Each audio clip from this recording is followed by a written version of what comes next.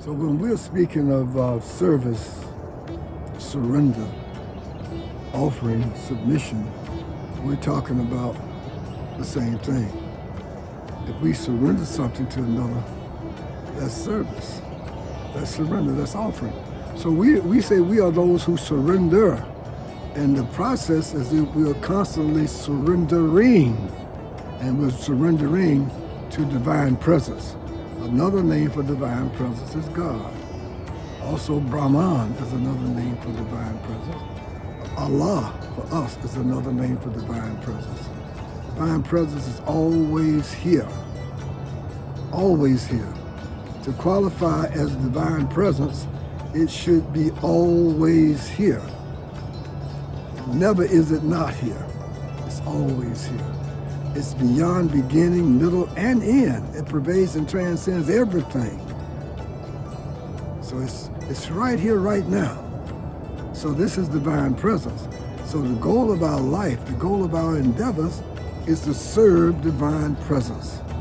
The more we engage in serving divine presence, the more we remember divine presence. We think of divine presence. We remember divine presence. And we say that divine presence is the most pure. Divine presence is omnipresence, omniscient, omnipotent, the source of all purity and strength. The more we associate with divine presence through our service, the more we are purified. Purified of lust, the major slaveholder. We say that lust is a major slaveholder. From lust comes anger. From illusion, madness, and greed. All of those has its roots in lust. So lust is the all-pervading enemy of the world. Most of us, because we're conditioned to think we're the material body, we feel that the enemy is somehow other outside of us. But really, the enemy is right here inside of our intelligence, right here inside of our so-called mind, right here inside of our body. So we have our process, our real struggle is a struggle to rid our whole being of lust.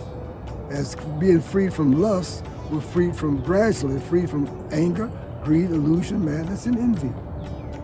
Okay, so our process of being purified of lust is our spiritual practice. Our spiritual practice consists of first coming out of the material concept of life, seeing the self not as a material body or material designation, but as this presence that's pervading the body, that's looking out through this body, this presence that's looking out through mind, looking out through the physical, the mental, the intellectual, the self which is always here, the self which has not changed.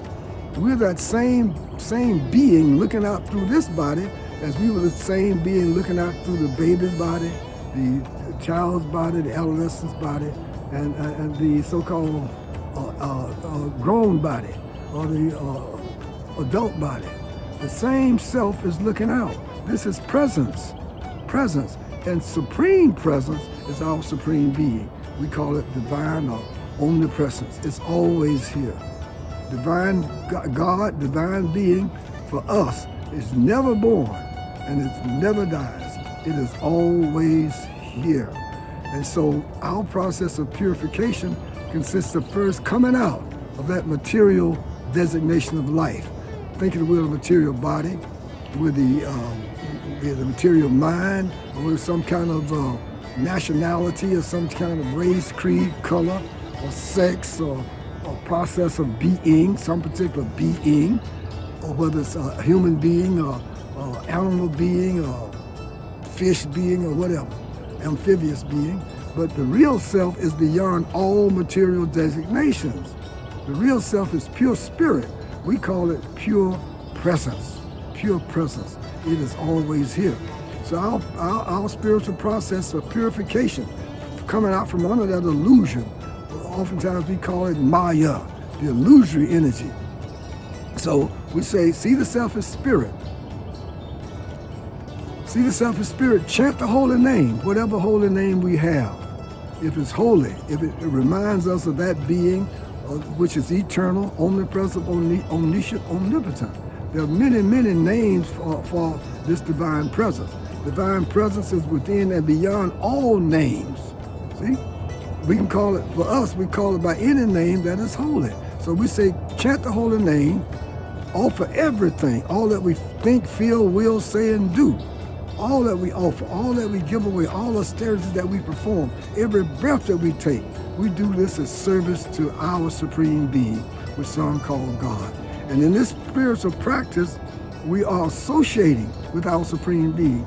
By associating with our supreme being, we're gradually purified of those negative qualities, of that illusory designation as a material body. And we're purified, we're free at last, Thank God Almighty, we'll be free at last. Om Tat Sat.